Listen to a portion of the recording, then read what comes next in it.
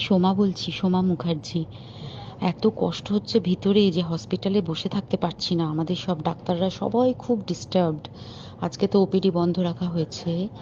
তোরা জানিস সমস্ত ঘটনা শুনলাম, যা যা মানে সত্যিকারের ঘটনা, যেটা আরজি করের ভিতরের যে ডাক্তার তারা তাদের বন্ধু বান্ধব মারফত এটা ছড়িয়ে মানে এসছে আমাদের কাছে। অ্যাকচুয়ালি যেটা ঘটেছে সেটা হচ্ছে, আমি শুনে তো মানে বিশ্বাস করতেও নিজেকে কেমন লাগছে রে। প্রত্যেকটা আমাদের ওয়েস্ট বেঙ্গলের প্রত্যেকটা মেডিকেল কলেজে, বিশেষ করে কলকাতার সরকারি মেডিকেল কলেজগুলোর প্রিন্সিপালরা, ডিপার্টমেন্টাল হেডরা, প্রিন্সিপালরা বিশেষ করে, তারা পাশ করানোর জন্য স্টুডেন্টদের কাছে রীতিমতো টাকা নেয়। যেসব স্টুডেন্টরা, ইন্টার্নরা, পিজিটিরা যারা ভালো করে ক্লাস করে না বা থিসিস তারা জমা দেবে, পিজিতে তো থিসিস জমা দিতে হয়, তো যারা MBBS final year final pass করবে না সাপ্লি পাইয়ে দেবে, ইন্টার্নের কমপ্লিশন দেবে না, ইন্টার্ন হওয়ার পর কমপ্লিশন না দিলে তারা রেজিস্ট্রেশন নাম্বার পাবে না, এই সমস্ত ভয় দেখিয়ে টাকা পয়সা নেয়। সমস্ত জায়গাতেই এটা আছে। এর মধ্যে সব থেকে নিকৃষ্টের থেকেও নিকৃষ্টতম হচ্ছে সন্দীপ ঘোষ, প্রিন্সিপাল, যে তোর আমাদের কি বলে, আরজিকর মেডিকেল কলেজে। সেখানে ভাব যে ওনার একটা বিশাল নেক্সাস ছিল, যাতে উনি বেশ কিছু ইন্টার্ন, হাউস স্টাফ এদেরকে দিয়ে ওই নেক্সাসটা চালাতেন। তারা ওখানে একটা সেক্স র্যাকেট চালাতো, তারা একটা ড্রাগ র্যাকেট চালাতো। ড্রাগ র্যাকেট মানে ওই যে ওটাতে বলেছে না, ড্রাগ মানে শুধু ওই হেরোইন আর ব্রাউন সুগারের ড্রাগ খাওয়া বা মদ খাওয়া নয়। ড্রাগ মানে হচ্ছে যে কম দামি, কম টাকায় যে ওষুধ পাওয়া যায়, যে ওষুধ, ওষুধ না জল ভগবান জানে, সেই ওষুধের মানে কোটি কোটি টাকায় যে টেন্ডার বেরোতো, সেই ওষুধ নিয়ে ওষুধ কোম্পানিগুলোর কাছ থেকে কোটি কোটি টাকা, সেই সমস্ত টাকার একটা বড় অংশ যেত পার্টি ফান্ডে, বুঝতেই পারছিস তাহলে। সেই জন্য পার্টির একদমই কাছের উনি, পার্টির মানে একদম খোদ মানে ওপর লেভেলের একদম আসল জায়গাকার কাছে। তো এবার উনি এই যে নেক্সাসটা চালাতেন, তাতে রীতিমতো কোন ইন্টার্নকে উনি পাশ করাবেন, কোন পিজিটিকে উনি থিসিস কমপ্লিট করাবেন, সেগুলো সব ভয় দেখিয়ে টাকা নিতেন। আর তার হয়ে কাজ করতো ওই ইন্টার্ন হাউস স্টাফের একটা পুরো বড় নেক্সাস। এবার এই মেয়েটির, যে পিজিটি মেয়েটি অত্যন্ত ভালো, সে তার থিসিসটা কমপ্লিট করাবে না বলে হুমকি দিচ্ছিল। সে এটা জানতে পেরে গিয়ে বলেছিল যে আমি এরকম কোনোভাবেই মেনে নেব না, আমি এর এর বিরুদ্ধে আমি যাব এবং আমি এর বিরুদ্ধে সব ফাঁস করে দেবো।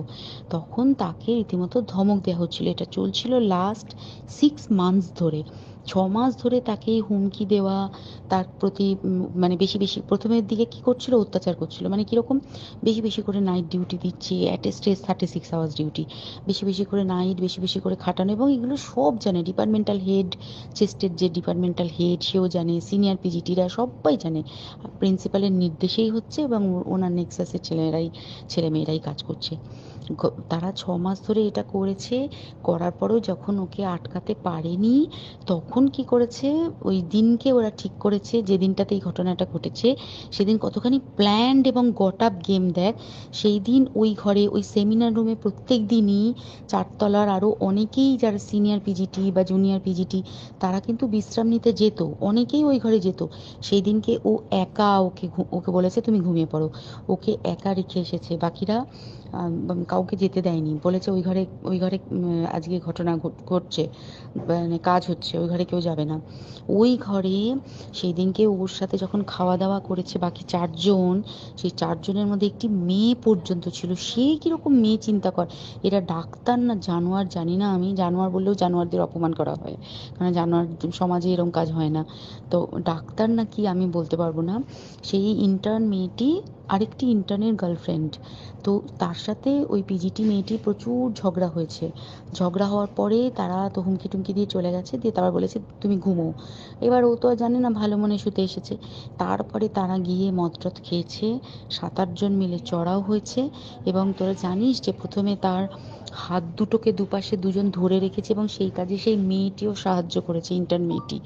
2 জন ওকে পা দুটোকে টেনে জরাসন্ধের মতো ছিঁড়ে ফেলেছে, মানে ছেঁড়ার মতো করে টেনেছে, যাতে পেলভিক বোন ভেঙেছে, গলার বোন ভেঙেছে, মানে কি বিপর্যস্ত মানে বিধ্বস্ত, কি নৃশংস অত্যাচার করেছে। ওকে উল্টো দিক করে শুইয়েছে, পিঠের ওপর দিয়ে বুট পরে হেঁটে গেছে, মাথাটাকে এমন থেঁতলেছে যে মানে স্কাল ফাল রাপচার হয়েছে। এই সমস্ত করার পরে শ্বাসরোধ করে তাকে মেরেছে।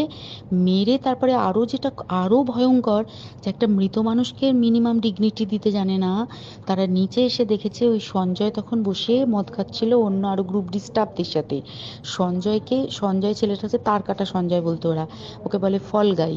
মানে ওর একটু ওইসব আলুর দোষ আছে, ও যত্রতত্র যখন তখন প্রস্টিটিউট এলাকায় যায়। এবার দেখেছে যে একে দিয়ে যদি একটা রেপ করিয়ে দিতে পারি তাহলে ঘটনার মোড়টা অন্যদিকে ঘুরে যাবে। এইবার ওকে বলেছে, যা সেমিনার রুমে তোর জন্য রেখে এসেছি, যা তুই এবার গিয়ে কাজ করে দিয়ে আয়। ও এসে ওই ডেড বডি খেয়ে রেপ করেছে, যাতে তার ভ্যাজাইনাতে সিমেন্ট পাওয়া যায়। তো এবার এই হচ্ছে, প্লিজ আমি নাম করে ফেললাম সব কিছুই। কতজন আমি যে নামগুলো পাঠিয়েছি এই সব ডাক্তাররা, এরা সব জড়িত জানিস। কিন্তু কেউ কোনো প্রমাণ নেই, প্রমাণ লোপাটের জন্য সেদিনকে ওই ইন্টার্ন এবং ডাক্তাররা যে ওইখানের যে বাথরুমটাতে হাত পা ধুয়েছে, রক্ত ধুয়েছে, সেইটাকে সাত তাড়াতাড়ি প্রমাণ লোপাটের জন্য ওই দেওয়ালকে ভেঙে দিয়ে তার মানে ওই বাথরুমের জায়গাটাকেই ভাঙতে হচ্ছে ওদের। ওখানে নাকি ওরা রুম বানাবে, কালকে দেখেছিস তোরা খবরে। আর বেশি বলতে পারছি না, মানে তোরা তো সবাই প্রোটেস্ট করিস, আমরা তো আমাদের দিক থেকে করছি, কিন্তু কিছুই হবে না, এই পোড়া দেশে কিছুই হবার নেই, শুধু ভেতরে ভেতরে গুমড়ে গুমড়ে কষ্ট পাওয়া। আর আগামী প্রজন্মের যে ডাক্তাররা বেরোবে, তারা যে ইন্টার্ন বা পিজিটি বা এই যাদের কাছে আমরা যাব ভবিষ্যতে, তারা কি ডাক্তার না কি আমি জানি না, কি নিয়ে তাদের কাছে আমরা যাব আর কি করেই বা আমাদের পরের প্রজন্মকে আমরা সুরক্ষিত রাখবো।